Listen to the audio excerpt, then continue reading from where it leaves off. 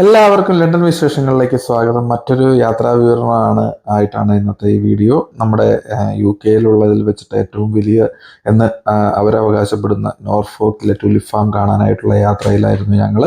അപ്പോൾ നോർഫോക്കിലുള്ള ടുലിപ്പ് ഫാമിൻ്റെ വിശേഷങ്ങളാണ് ഇന്നത്തെ വീഡിയോയിൽ ഉൾപ്പെടുത്തിയിരിക്കുന്നത്. എല്ലാവർക്കും സ്വാഗതം.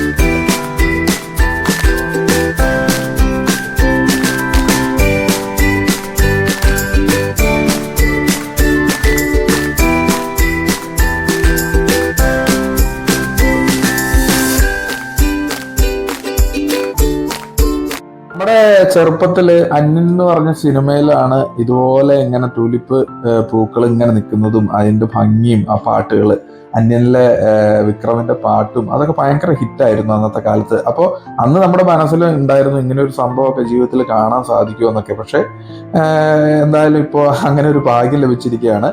ഒരു പൂക്കളോ രണ്ട് പൂക്കളോ ഒന്നും അല്ല കേട്ടോ, ലക്ഷക്കണക്കിന് പൂക്കളാണ് ഇങ്ങനെ വിടർന്ന് ഭംഗിയായിട്ട് നിൽക്കുന്നത്.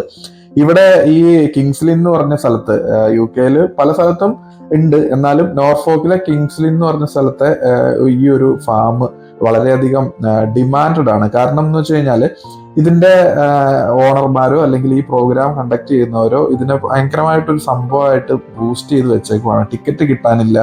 അതുപോലെ തന്നെ ഇങ്ങനെ ഇവരുടെ സോഷ്യൽ മീഡിയകളിലൊക്കെ ഭയങ്കരമായിട്ട് പബ്ലിസിറ്റി കൊടുത്ത് ചൂടപ്പം പോലെയാണ് ടിക്കറ്റ് വിറ്റ് തീർന്നത് കേട്ടോ. ഒരു മണിക്കൂർ കൊണ്ട് ഇവരുടെ ഫുള്ള് സ്ലോട്ട്, ഏകദേശം 2 വീക്സോളാണ് ഇതിന് വേണ്ടിയിട്ടുള്ള ഒരു ടൈം സ്ലോട്ട് അവർ ഇത് ചെയ്തേക്കണത്. എന്ന് വെച്ചാൽ ഇങ്ങനെ ഈ ടാപ്പിംഗ് ഓഫ് തുലിപ്പ് എന്നാണ് ഈ ഒരു ഫംഗ്ഷന് പറയുന്ന പേര് തന്നെ കേട്ടോ. നമ്മളെ പൂക്കൾ ഭയങ്കര മനോഹരമായിട്ടുള്ള ഒരു സംഭവമാണ്. അതുപോലെ തന്നെ ആ പൂക്കളുടെ ഏറ്റവും ഹെൽത്തി ആയിട്ടുള്ള ഒരു കാലഘട്ടമാണ് ഈ ഇങ്ങനെ നിൽക്കണ ഈ ടൈം. അപ്പൊ അതിൻ്റെ അകത്ത് നമുക്കൊന്ന് കൈകൊണ്ട് തൊടാനും പറിക്കാനും അതുപോലെ തന്നെ ഇങ്ങനെ നിന്ന് ഫോട്ടോകൾ എടുക്കാനും നിങ്ങൾ നോക്കിയാൽ കാണാൻ പറ്റും. ഒരു 10 പൂവ് നമ്മുടെ വീട്ടിലുണ്ടായി നിൽക്കണ കാണുമ്പോൾ തന്നെ എന്ത് ഭംഗിയാണ്. അപ്പൊ ഇത് ലക്ഷക്കണക്കിന് പൂക്കളാണ്. ലക്ഷം എന്നും പറഞ്ഞാൽ എനിക്ക് തോന്നുന്നത് ലക്ഷക്കണക്കിനും അല്ല എന്ന് തോന്നുന്നു. അത് കൂടുതൽ പ്ലാന്റ് ചെയ്യണത് മെഷീനറികൾ ഉപയോഗിച്ചിട്ടാണ്, അത് പറിക്കുന്നതും മെഷീനറികൾ ഉപയോഗിച്ചിട്ടാണ്, വളയിടുന്നതും മരുന്നടിക്കുന്നതും എല്ലാം ചെയ്യുന്നത് എന്നാ പറയണ ഹെവി മെഷീനറികൾ വെച്ചിട്ടാട്ടോ. അപ്പോൾ ഇത് നമ്മൾ വിചാരിക്കും ഒരു 10 സെന്റ് സ്ഥലം അല്ലെങ്കിൽ 20 സെന്റ് സ്ഥലം എന്നല്ല, ട്രാക്ടർ പോലത്തെ വണ്ടികളിലാണ് ഇതിൻ്റെ അകത്ത് ഈ പ്ലാന്റിങ് കാര്യങ്ങളൊക്കെ ചെയ്യണത്. ഒരു ദിവസമോ 2 ദിവസമോ കൊണ്ടൊന്നും ആക്കി എടുക്കുന്നതല്ല, സീസണലായിട്ടുള്ള ഒരു പരിപാടിയാണ്. ഈ ഒരു സീസൺ കഴിഞ്ഞ് ഏകദേശം 5-ാം തീയതി 6-ാം തീയതി വരെയാണ് ഇവരുടെ ഈ ഫാം തുറന്ന് ജനങ്ങൾക്കായിട്ട് കാണാൻ പറ്റുള്ളൂ. ഏകദേശം 2 വീക്ക് കാലഘട്ടത്തിൽ അവർ മാക്സിമം ഇതിൻ്റെ അകത്ത് പൈസ നേടാനുള്ളത് മുഴുവൻ നേടും കേട്ടോ. അതിനുശേഷം ആണ് ഇത് പറിച്ച് വിൽക്കുകയും അങ്ങനെയുള്ള ആവശ്യങ്ങളൊക്കെ ചെയ്യണത്. അപ്പോൾ ശരിക്കും പറഞ്ഞു കഴിഞ്ഞാൽ കൃഷിയുടെ എല്ലാ മേഖലകളിലും ഇവര് നല്ല ബിസിനസ് മൈൻഡോട് കൂടിയാണ് കാര്യങ്ങളൊക്കെ ചെയ്തേക്കണത്.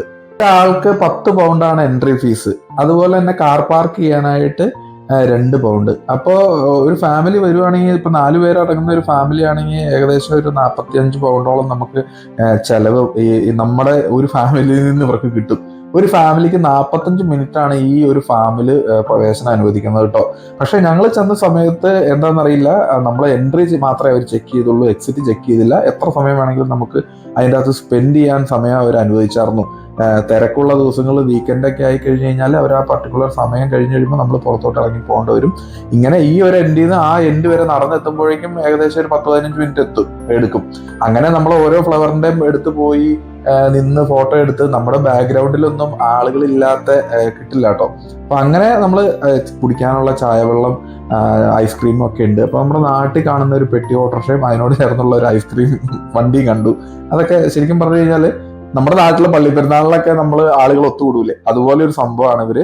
കൃഷി ഉത്സവം എന്നൊക്കെ നമ്മുടെ നാട്ടിൽ പറയുന്നുണ്ട്. അതുപോലെ ഇവര് സെറ്റ് ചെയ്തേക്കണം. എന്തായാലും ഇതെല്ലാം പോർട്ടബിൾ ആണ്. ഒരു ആഴ്ച അല്ലെങ്കിൽ 2 ആഴ്ച കഴിയുമ്പോൾ ഇവിടെ നിന്ന് എല്ലാം അഴിച്ചു പോകും. ആ കൃഷിക്കാർ മാത്രം അവിടെ ബാക്കിയാവും.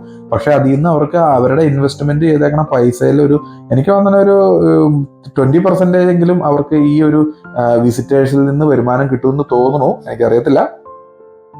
നമ്മുടെ ഈ ടൈറ്റാനിക്കിന്റെ നായകൻ അഭിനയിച്ച ഒരു സിനിമ ഉണ്ടല്ലോ, ഫേമസ് ആയിട്ടുള്ള ഒരു പെൻ സെയിൽ ചെയ്യാൻ പറ്റുമോ എന്ന് പറഞ്ഞിട്ടൊരു ചോദ്യം ഉണ്ട്. ഒരു ബുക്കിനെ ആസ്പദമാക്കിയിട്ടുള്ള ഒരു കഥയാണ്.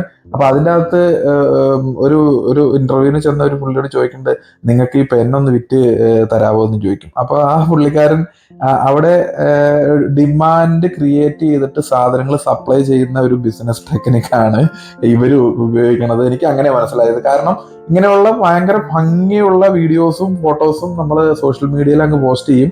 അതിനുശേഷം ഈ പറഞ്ഞ പോലെ ഒരു പർട്ടിക്കുലർ ദിവസത്തിൽ രാവിലെ 10 മണിക്ക് ഇതിന്റെ ടിക്കറ്റ് സെയിൽ സ്റ്റാർട്ട് ചെയ്യും. 1 മണിക്കൂറോ 2 മണിക്കൂറോ കൊണ്ട് ടിക്കറ്റ് മുഴുവൻ UK എല്ലാ ഭാഗത്തുള്ള ആളുകൾ ഇതിൻ്റെ അകത്ത് വരുന്നുണ്ട് കേട്ടോ കാണാനായിട്ട്.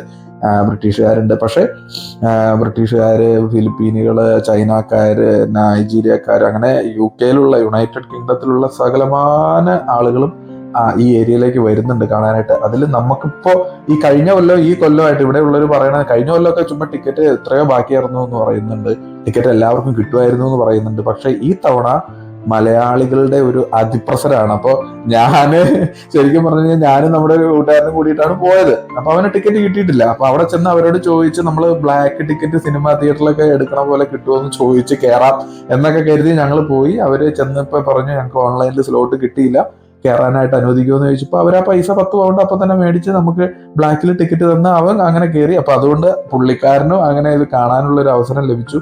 അത് വളരെ ഒരു സത്യം പറഞ്ഞു കഴിഞ്ഞാല് ഈ 10 പൗണ്ട് കൊടുത്തതിൽ ഒരു നഷ്ടമില്ല കേട്ടോ. പല വെറൈറ്റി ഓഫ് ഫ്ലവേഴ്സ് എന്ന് വേണമെങ്കിൽ പറയാം. ഈ ടുലിപ്പിന്റെ തന്നെ പല കളറിലും പല ടൈപ്പും. അതിന്റെ ആ മൊട്ടൊക്കെ എന്ന് പറഞ്ഞു കഴിഞ്ഞാൽ നല്ല കട്ടിയുള്ള ടൈപ്പ് മൊട്ടുണ്ട്, കനം കുറഞ്ഞ ടൈപ്പ് ഉണ്ട്, പരന്ന് കിടക്കുന്ന ടൈപ്പ് ഉണ്ട്. ഈ എന്റെ പൊന്നു മാതാവേ, സത്യം പറയാലോ, ശരിക്കും പറഞ്ഞു കഴിഞ്ഞാൽ ജീവിതത്തിൽ ഇത് കാണേണ്ടത് ഒരു നല്ല ഇത് തന്നെയാണ്. കാണാൻ ആഗ്രഹിക്കുന്നവർ, ഇങ്ങനെ പൂക്കളും സംഭവങ്ങളൊക്കെ മനസ്സുകൊണ്ട് സന്തോഷം എൻജോയ് ചെയ്യാൻ പറ്റുന്ന വ്യക്തികൾ ജീവിതത്തിൽ എവിടെയെങ്കിലും ഒരു ചാൻസ് കിട്ടുവാണെങ്കിൽ പോയി കാണണമെന്നാണ് നമ്മുടെയൊക്കെ ഒരു റിക്വസ്റ്റ്. ഏറ്റവും വലിയ ഫാം ഉള്ളത് ആംസ്റ്റർഡാം എന്ന് പറഞ്ഞ സ്ഥലത്താണ്. അവിടെ ഇതുപോലെ തന്നെ 11 പൗണ്ട് 12 പൗണ്ട് എങ്ങാണ്ടാണ് എൻട്രി ഫീസ്. പല വെറൈറ്റി ഫ്ലവേഴ്സ് ഉണ്ട് അവിടെ. ആംസ്റ്റർഡാമിൽ വെച്ചിട്ടാണ് നമ്മുടെ അന്യൻ ഫിലിം ഷൂട്ട് ചെയ്തതെന്നൊക്കെയാണ് ഞാൻ ഗൂഗിൾ ചെയ്ത് കഴിഞ്ഞപ്പോൾ അറിയാൻ കഴിഞ്ഞു കേട്ടോ. എന്നാലും അന്നത്തെ കാലത്ത് ഒരു കൗതുകവും സംഭവമായിരുന്നു. പക്ഷെ ഇന്നിപ്പോ നമ്മുടെ കൺമുമ്പിൽ ഇങ്ങനെ തൊട്ട് നോക്കാവുന്ന അകലത്തിലെത്തി.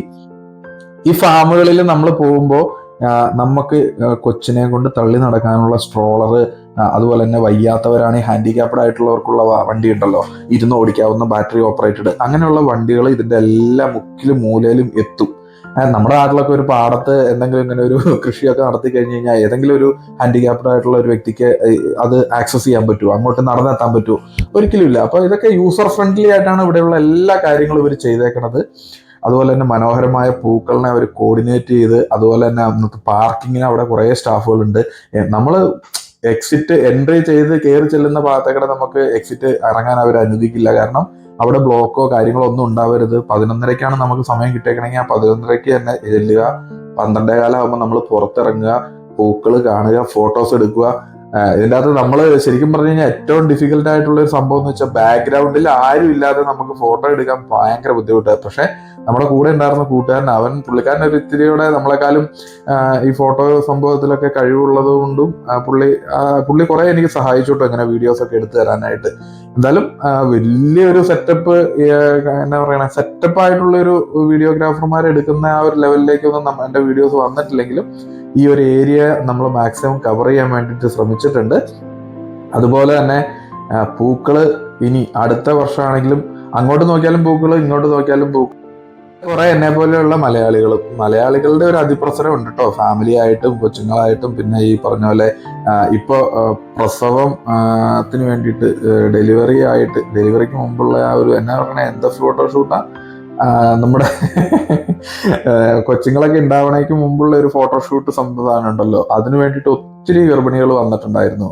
നമ്മൾ നോക്കുമ്പോൾ നമ്മൾ കയറി ചെല്ലുമ്പോൾ തന്നെ ഒരു ചേച്ചി, പ്രഗ്നന്റ് ആയിട്ടുള്ള ഒരു ചേച്ചിയാണ്, പുള്ളിക്കാരത്തി ഫോട്ടോഷൂട്ടൊക്കെ കഴിഞ്ഞിട്ട് മലയാളി ഫാമിലിയാണ്, അവർ ഇറങ്ങി ഇങ്ങനെ പോകണു. അപ്പൊ നമ്മളെ പോലെ തന്നെ ഈ പറഞ്ഞ പോലെ പൂക്കളെ ആസ്വദിക്കാനും അതുപോലെ തന്നെ പ്രകൃതിയുടെ ഭംഗി എന്ന് വേണമെങ്കിൽ പറയാം. പക്ഷെ ഇത് പ്രകൃതിയുടെ ഭംഗിയൊന്നുമല്ല, മനുഷ്യൻ ആർട്ടിഫിഷ്യലായിട്ട് കൃഷി ചെയ്ത് ഉണ്ടാക്കിയേക്കണാണ്.